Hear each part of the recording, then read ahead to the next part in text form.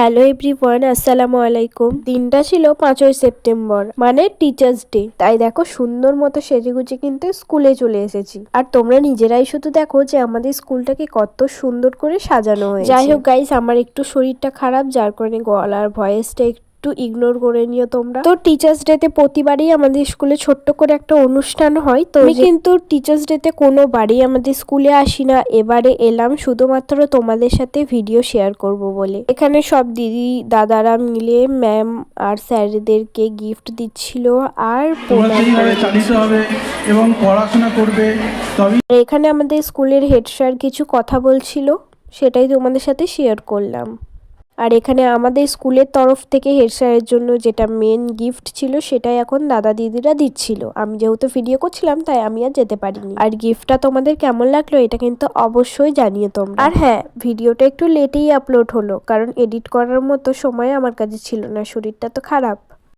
আর এখানে আমাদের স্যার কিন্তু গিফটটা খুলে দেখছিল যে ঠিক কেমন কি দেওয়া হয়েছে।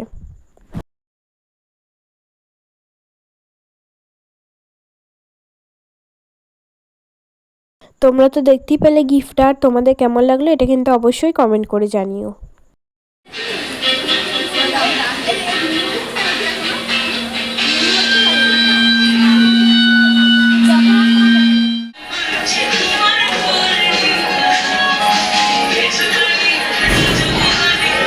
আর দেখো আমি কিন্তু ডান্সগুলোর ভিডিও পুরো দিচ্ছি না, কারণ পুরো দিলে ভিডিওটা অনেক লং হয়ে যাবে।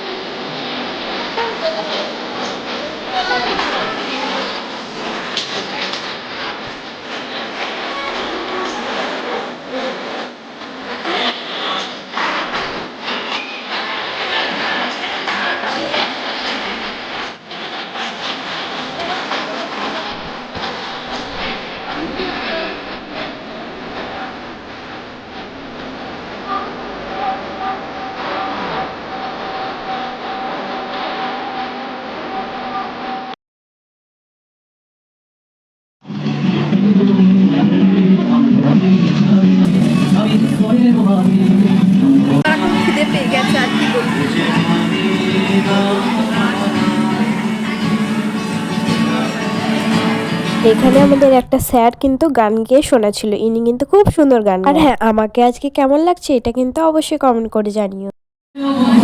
আরেকজনে বসে বসে রম্মাকে সেই ছবিকাল নষ্ট করে গঞ্জনা গঞ্জনা, সেই ছবিকাল নষ্ট করে গঞ্জনা গঞ্জনা।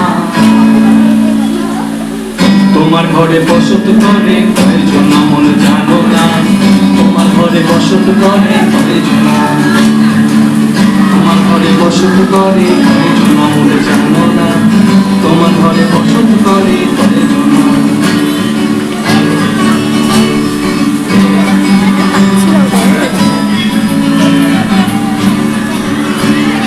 তো এখানে আমি দাঁড়িয়ে দাঁড়িয়ে অনুষ্ঠানগুলো দেখছিলাম আর তোমাদের জন্য ভিডিও করছিলাম।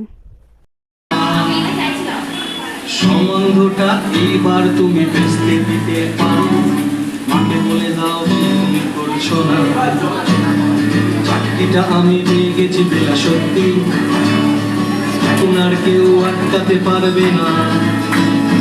সম্বন্ধটা এবার তুমি বেচতে দিতে পারো, মাকে বলে দাও তুমি করছো।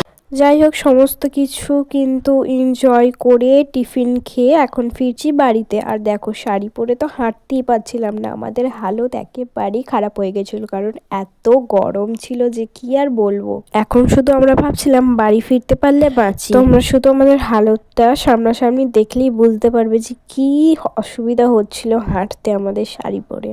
তবুও কষ্ট করে যাচ্ছিলাম হেঁটে হেঁটে, কারণ সাইকেল তো আরোই চালাতে পারবো না শাড়ি পরে। আর আজকের ভিডিওটা তোমাদের কেমন লাগলো অবশ্যই জানিও, আর তোমাদের টিচার্স ডেটা কেমন কাটলো এটাও কিন্তু অবশ্যই জানিও। আর এত হাতে চুড়ি ফুড়ি পরে আর পারছিলাম না গরমে, খালি যেন মনে হচ্ছিল যে কতক্ষণে ফাইনালি কিন্তু অনেক কষ্টের পর এসে পৌঁছালাম বাড়িতে। এখন চলো সবকিছু খুলবো। দেখো, চুড়িটা আমি আগে খুলে আর অনেক কটা রিলস ভিডিও বানিয়েছি, এই যে স্ক্রিনে দিয়ে দিলাম, এটা হচ্ছে আমার ইনস্টাগ্রাম আইডি, তোমরা যাও সবাইকে ফলো করে দিয়ে আসো। আমার মনে হয় যে প্রত্যেকটা মেয়ের সাথেই এটা হয় যে সেজে গুজে যাওয়ার পর নিজেদের বাড়ির অবস্থা ঠিক এরকম। তো দেখো, আমার সাথেও কিন্তু সেম হয়েছে, যাবার সময় একবারে ছড়িয়ে ছিটিয়ে চলে গেছি সব। এখন এসেছি, এখন এসে সব গোছাতে হবে, নাহলে চলো আজকের ভিডিওটা এই পর্যন্ত। যদি ইউটিউব থেকে দেখে থাকো তাহলে চ্যানেলটা সাবস্ক্রাইব করে দেবে, আর যদি ফেসবুক থেকে দেখে থাকো তাহলে অবশ্যই পেজটা ফলো করে পাশে থেকো। টাটা।